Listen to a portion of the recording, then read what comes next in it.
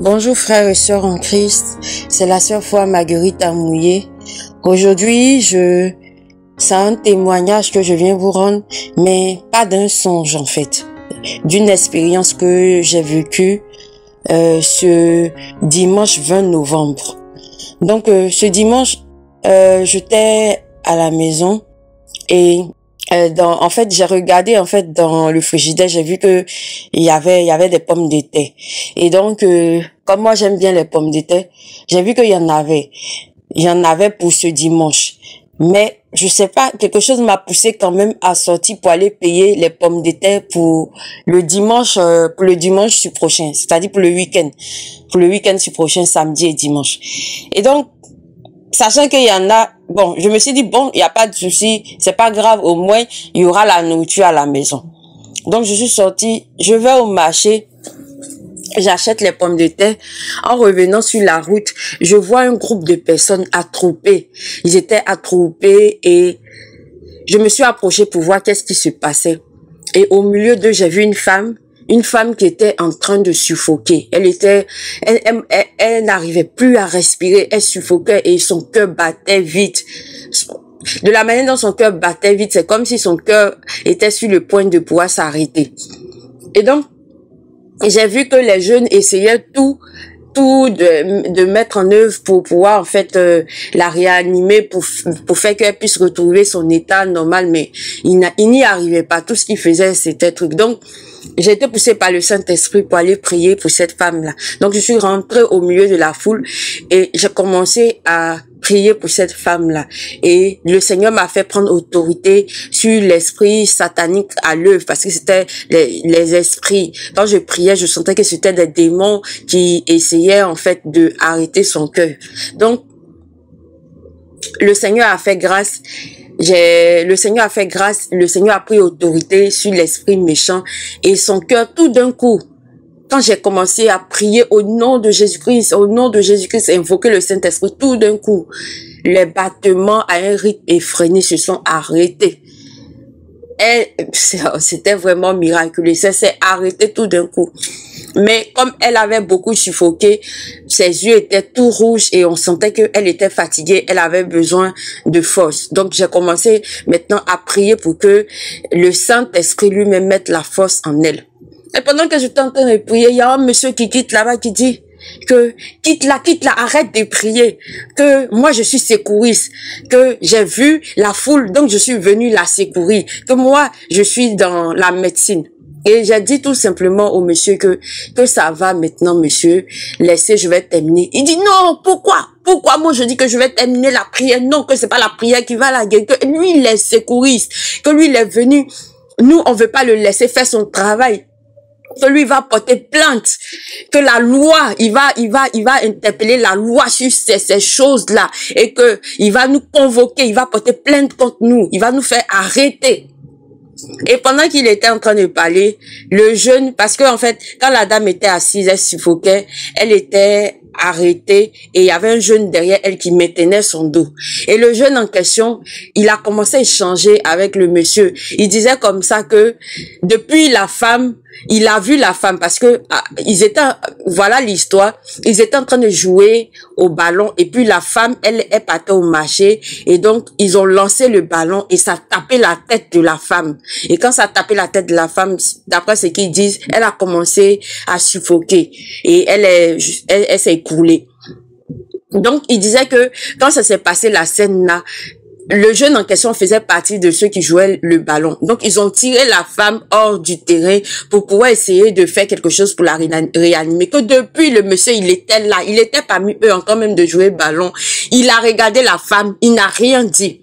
Que depuis, il était là. Il n'a rien dit. Il n'est pas venu la secourir. Pourquoi c'est maintenant où on est en train de prier que la femme est en train de récupérer ses sens-là et lui veut venir interrompre la prière?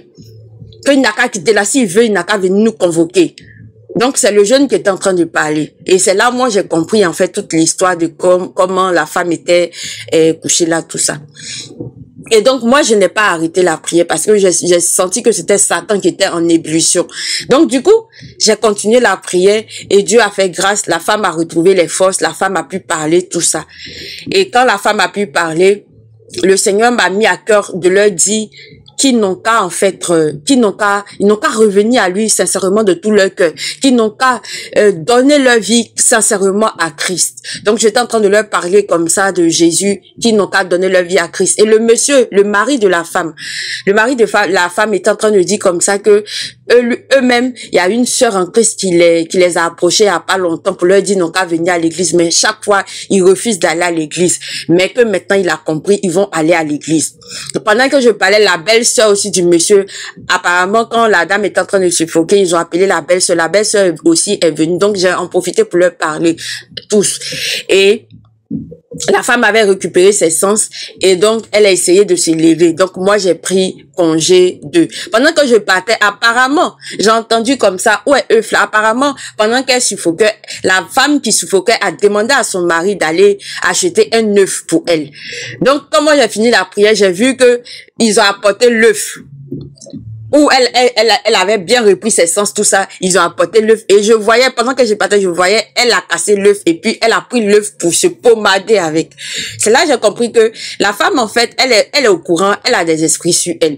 Et donc, c'est ces esprits-là, en fait, qui la fatiguent. Et donc, je me suis demandé après, je me suis dit, mais pendant que tu suffoquais, pendant que tu étais en train de mourir, qui t'a sauvé? N'est-ce pas Christ qui t'a sauvé?